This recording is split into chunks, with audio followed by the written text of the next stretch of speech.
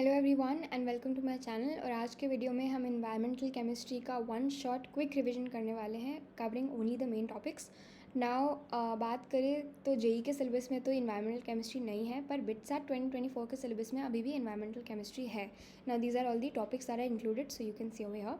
तो हम बस मेन टॉपिक्स को बड़ी शॉर्ट और जल्दी में कवर करने वाले हैं, right. So let's begin. First, 0 kilometre sea level से 0 किलोमीटर से और 10 किलोमीटर तक हमें ट्रोपोस्फेयर देखने को मिलता है। ट्रोपोस्फेयर में प्लांट्स, एनिमल्स, ट्रीज़ एंड हम रहते हैं। एंड इसके अंदर गैसेस एयर पोल्यूटेंट्स की बात करें तो oxides of nitrogen, sulphur, carbon and H2S gas खुद ये गैसेस एयर पोल्यूटेंट्स फॉर्म करते हैं। ना बात करें पार्टिकुलेट पोल्यूटेंट्स के बारे में तो dust, mist, fumes, smoke etcetera ये सारे पार्टिकुलेट पोल्यूटेंट्स के अंदर आ जाते हैं। ना उस ट्रोपोस्फेयर के 10 किलोमीटर लिमिट के ऊपर भी हम अगर 40 किलोमीटर्स जाएँ तो हमें मिलता है स्ट्रेटोस्फेयर, यानी 0 से 50 लेवल तक स्ट्रेटोस्फेयर होता है। तो स्ट्रेटोस्फेयर के अंदर हमारी इंपॉर्टेंट ओजोन लेयर भी आती है। ना N2 plus O2 at high temperature combine करके फॉर्म करता है 2NO।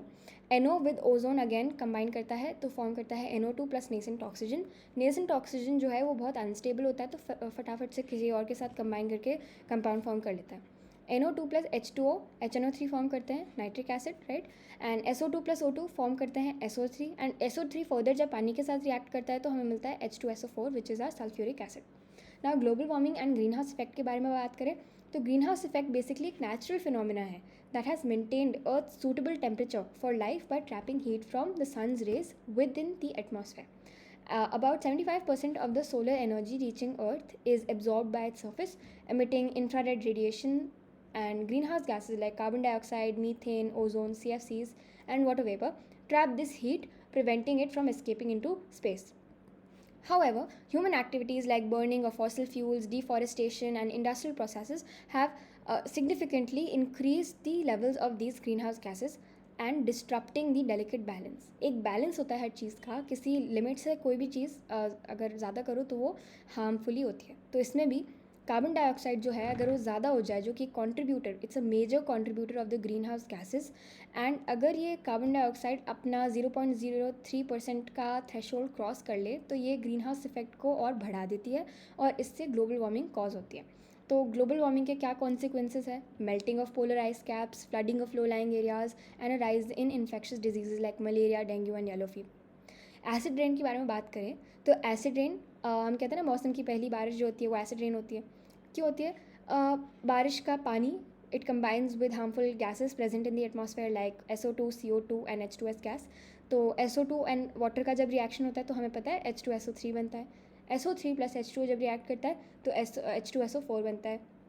Then carbon dioxide plus H2O react करके H2CO3 बनाता है, पर H2CO3 is a weak acid तो it dissociates easily and into its ions like H plus and plus CO3 minus, and H2S gas तो खुद ही एक एसिडिक गैस है।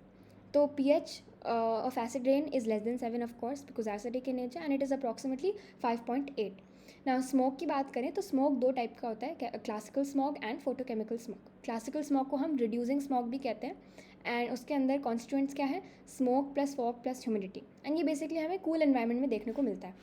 But बात करें फोटोकेमिकल स्मोक की तो ये फॉसिल फ्यूल को जब हम बर्न करते हैं तो हमें एक्रोलिन और पैन मिलता है, PAN, एंड ये हमें वार्मर क्लाइमेट में देखने को मिलता है photochemical smoke. Alright, now pan का फुल फॉर्म देख लेते हैं, पेरोक्सी एसिटाइल नाइट्रेट, एंड ये रहा उसका structure, you can see over here. Now effect of photochemical smoke क्या है?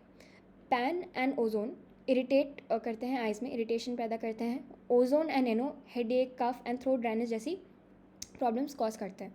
नाउ स्ट्रेटोस्फेरिक पोल्यूशन की बात करें तो मेन कॉज क्यों होता है, क्या होता है स्ट्रेटोस्फेरिक पोल्यूशन का? वो है CFCs, क्लोरोफ्लोरोकार्बन। फॉर्मूला क्या है? CF2Cl2। Now CF2Cl2 in presence of light हमें देता है Cl plus CFCl2। Then again ये Cl जो मिलता है वो ओजोन के साथ रिएक्ट करता है और हमें मिलता है ClO plus O2, and again ClO plus nascent oxygen हमें देता है ClO2। नाउ ओजोन डिप्लीट हो रहा है, हमें क्या फ़र्क पड़ रहा है? Effect of depletion of ozone layer देखो तो इसके अंदर ओजोन लेयर क्या करती है? आपका जो filter, it acts as a filter, आपकी जो हार्मफुल रेज ऑफ सन है वो हम तक आने नहीं देती। तो ये जो इंपॉर्टेंट फिल्टर है, अगर ये पतला हो रहा है या कम हो रहा है बेसिकली, और उसका ओजोन होल्स जो हम कहते हैं वो फॉर्म हो रहा है, तो उससे क्या हो रहा है कि आपके पास डायरेक्ट UV रेडिएशन आ रहा है, मोर UV रेडिएशन आ रहा है, which also includes the harmful rays of the sun. तो इसके अंदर क्या प्रॉब्लम्स हो सकती है, एजिंग ऑफ स्किन हो सकती है, cataract, sunburn, skin cancer, killing of many phytoplanktons. ये CBSE इंग्लिश क्लास 12 के अंदर ये चैप्टर है, journey to the end of the earth. तो उसके अंदर काफ़ी इलेबोरेट एक्सप्लेनेशन है फाइटोप्लैंक्टन्स के बारे में। तो काफ़ी killing of many phytoplanktons, the next damage to fish productivity etcetera.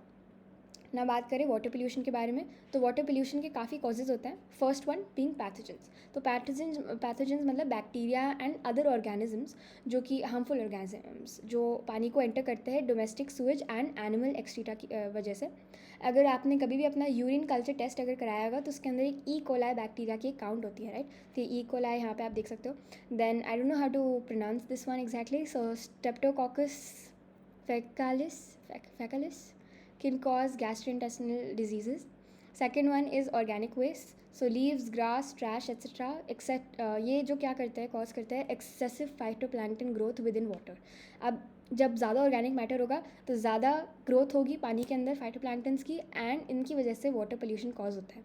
Now ये लोग क्या करते हैं, जो ऑक्सीजन होता है जो पानी के अंदर डिजॉल्व होता है उसको कंज्यूम कर लेते हैं। उससे क्या प्रॉब्लम होती है, अगर ज़्यादा ऑर्गेनिक मैटर हो गया तो मतलब बहुत सारा ऑक्सीजन ये लोग खुद ही बैक्टीरिया लोग खा जाएंगे, and this lack of oxygen can kill fish and other aquatic life that require oxygen to survive. The amount of oxygen required by bacteria to break down the organic matter in water is called biochemical oxygen demand यानी BOD. Now clean water जो होता है उसकी जो BOD value होती है वो कम होती है, पर जो पोल्यूटेड पानी देखते हैं गंदा पानी उसकी जो BOD वैल्यू होती है वो हाई होती है। सो क्लीन पानी की BOD वैल्यू कम होगी, तो cleaner the water lower the BOD value. So basically you can say that biochemical oxygen demand is a measure of how much organic pollution is present in water. Now third reason of water pollution is chemical pollutants. Water can dissolve many harmful chemicals like metals, and metals like mercury, cadmium, and nickel. Now these are also the metals that are present in batteries. So जो batteries जो leak कर जाती है तो उनकी वजह से ये हार्मफुल मेटल्स पानी के अंदर आ सकते हैं. तो these metals are dangerous as our body cannot remove them easily. Acids from mines and salts used to melt snow also pollute water. Oil spills and pesticides are other water pollutants. Detergents and fertilizers can cause problems by promoting excessive growth of algae and bacteria that use up all the oxygen in water, killing fish and other aquatic life. This process of nutrient enrichment leading to oxygen depletion and loss of aquatic life is called eutrophication. This was a question that came this year in Manipal entrance test, I clearly remember. And so I guess this chapter is an important one now. So now coming to the next topic, which is soil pollution caused by four main things: plastic, insecticides, pesticides and fertilizers. Now हमने junior classes में इनको काफ़ी पढ़ा हुआ है, तो I'm assuming that you can elaborate and you understand these topics. तो next हम पढ़ते हैं green chemistry. Green chemistry aims to reduce the harmful effect of chemical processes on the environment. It tries to find ways to make useful products without creating too much waste or pollution. Instead of using toxic solvents like benzene, green chemistry looks for safer alternatives like water. It also tries to maximize the conversion of raw materials into the final product, so there is little leftover waste. By carefully choosing the starting materials, conditions like temperature and catalysts, green chemistry processes can be made more efficient and eco-friendly. The goal is to meet our needs while minimizing the negative impact on the environment through smarter chemical processes. Green chemistry is all about using existing knowledge to make chemistry greener and sustainable. Here are 5 examples. तो for dry cleaning of clothes हम liquid CO2 use करते हैं instead of harmful solvents like tetrachloroethene which pollute the ground water. For bleaching of clothes हम hydrogen peroxide use करते हैं instead of harsh chemicals, again saving water. Third, for bleaching paper, hydrogen peroxide with a catalyst replaces toxic chlorine gas. Some chemicals are now made in one step using water as the solvent, again minimizing the waste. And fifth and last, powder from tamarind seeds can cleanly remove dirt from municipal and industrial wastewater, replacing harmful alum. तो this was a very quick revision. हमने यहाँ 5 green chemistry के भी points application देख लिए. So thank you for watching the video and I hope you could revise green chemistry, environmental chemistry.